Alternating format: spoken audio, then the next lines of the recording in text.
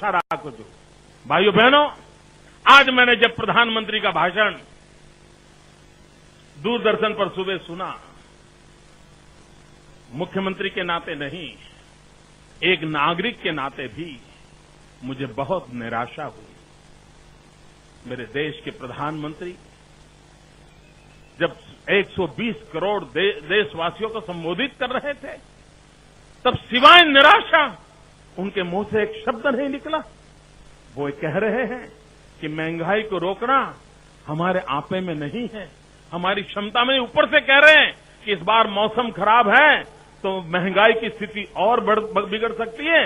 इस प्रकार की बात कर रहे हैं। मैं हैरान हूं। वो कह रहे हैं कि कई निर्णय हम इसलिए नहीं कर पा रहे हैं कि हमारे साथी दल से हम सहमति नहीं कर पा रहे हैं और उसके कारण एक रुकावट का माहौल आया है। और भाइयों बहनों, प्रधानमंत्री ने जो बातें कही, मैं आज प्रधानमंत्री जी को जूनागढ़ की धरती पर से तिरंगे झंडे की साक्षी से भारत के संविधान की मर्यादाओं में रह करके सवाल पूछना चाहता हूं। प्रधानमंत्री जी, आज आप वादा कर रहे थे कि आप बैंक का ब्याज कम करेंगे अगर मध्यम वर्गीय लोग अपना घर बनाना चाहते हैं तो। आपने वादा किया। प्रधानमंत्री जी, आपको मालूम है, आपने 2004 में वादा किया था कि हिंदुस्तान का नौजवान अगर पढ़ाई करना चाहता है तो उसको कम ब्याज से लोन मिलेगी। और आपने ये भी कहा था कि किसी भी नौजवान को अपनी कोई संपत्ति गिरवी नहीं रखनी पड़ेगी, वो सिर्फ अपना सर्टिफिकेट लेके आएगा, एडमिशन का लेटर लेके आएगा, उसको कम ब्याज से लोन मिलेगी। प्रधानमंत्री जी, आज 8 साल हो गए, एक भी नौजवान को बिना अपनी संपत्ति गिरवे रखे आपकी कोई भी बैंक लोन नहीं देती है। अगर देश के नौजवान को पढ़ाई के लिए लोन देने का वादा करने के बाद भी, 8 साल के बाद भी अगर आपकी सरकार लोन देने में असफल होती है तो कौन भरोसा करेगा आपके वादों पर। प्रधानमंत्री जी, आज आपने वादा किया कि आप हर गांव में बिजली पहुंचाने का प्रयास करेंगे। काश अच्छा होता जिन राज्यों ने पहुंचाई है उनका अगर उल्लेख करते तो शायद देश को एक सही संदेश जाता। लेकिन आप राजनीति से ऊपर उठ करके एक प्रधानमंत्री के नाते उतना भी गौरवपूर्ण वाक्य नहीं बोल पाए। लेकिन प्रधानमंत्री जी, मैं आपकी बात पे भरोसा कैसे करूं? मैं इस देश के नागरिक के नाते आपसे ये भरोसा कैसे करूं जब इस देश के 19 राज्य अंधेरे में डूब जाते हो, जिस इस देश के 60 करोड़ से नागरिक अंधेरे की मुसीबत में जीने के लिए मजबूर हो जाते हो। एक अकेला पूरे देश में गुजरात ऐसा रहा कि जब बिजली का संकट आया तब गुजरात बच गया। गुजरात में अंधेरा नहीं हुआ, गुजरात चमकता रहा, गुजरात जगमगाता रहा, लेकिन हिंदुस्तान अंधेरे में डूब गया। जब सारा देश अंधेरे में डूब गया तो मैं कैसे भरोसा करूं प्रधानमंत्री जी कि आप बिजली देने के वादे में खरे उतर पाएंगे। प्रधानमंत्री जी, आप कहते हैं कुपोषण एक बहुत बड़ी शर्मिंदगी है। 3-4 महीने पहले बड़े व्यथित हृदय से आपने देश के सामने अपनी भावना को प्रकट किया था।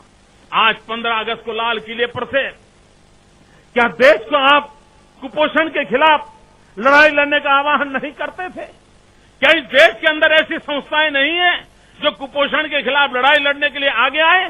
लेकिन प्रधानमंत्री जी, दुर्भाग्य की बात है, आज आपके पूरे भाषण में कुपोषण से मुक्ति के लिए आपके पास क्या योजना है?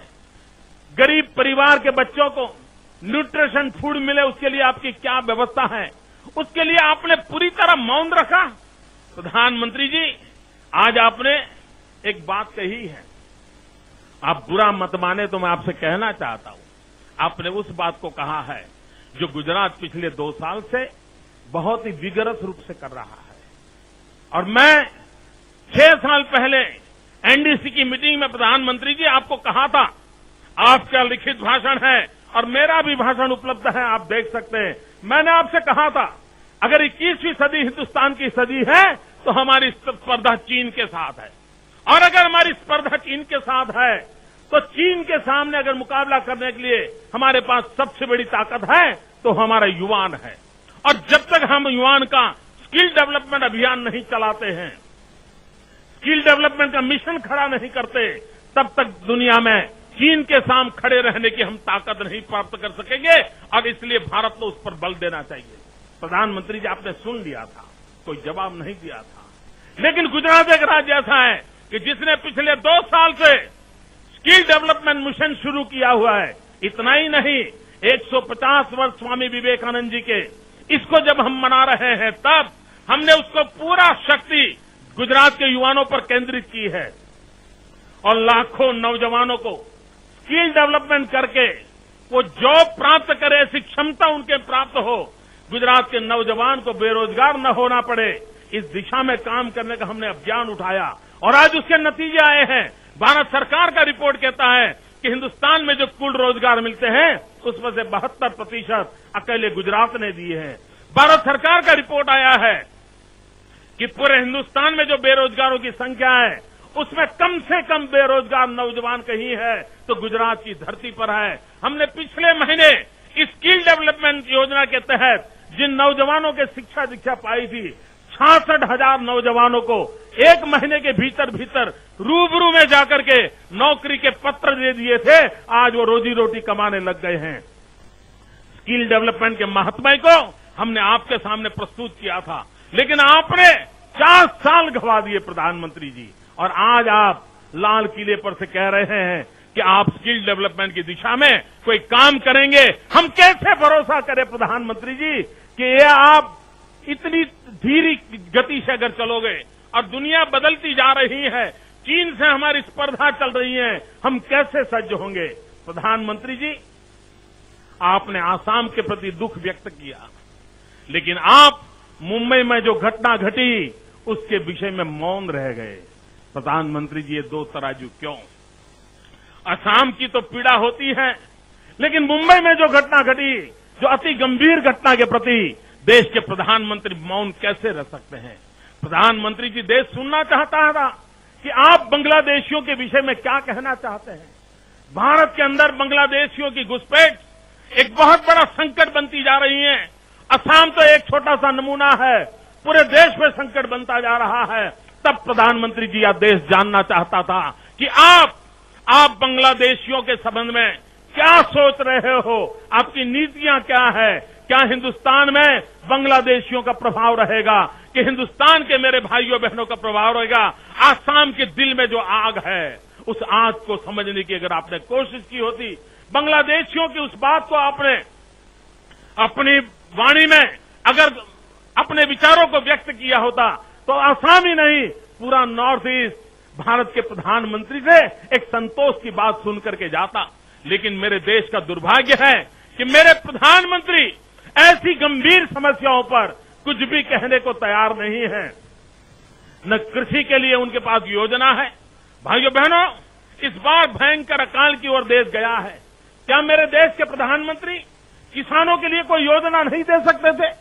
इतना बड़ा संकट अकाल का है, अछत है, पानी नहीं बरस रहा है, वर्षा रूठ गई है। पता नहीं किन पापियों के कारण मेरे गरीब किसानों को भुगतना पड़ रहा है। तब देश आशा करता था कि मेरे प्रधानमंत्री किसानों के लिए कोई योजना लेकर के आते, किसानों को कोई विश्वास देते। भाइयों बहनों, दिल्ली सरकार कुछ करे या न करे, मारा गुजरात ना वाला किसान भाइयों बहनों, दिल्ली ની सरकार का करे कि न करे, કરી શકે કે ન કરી શકે, પણ આ રાજ્યના મુખ્યમંત્રી તરીકે હું આપને વિશ્વાસ આપું છું કે મારી સરકારનું પહેલું કર્તવ્ય છે અબોલ જીવોની રક્ષા કરવાનું.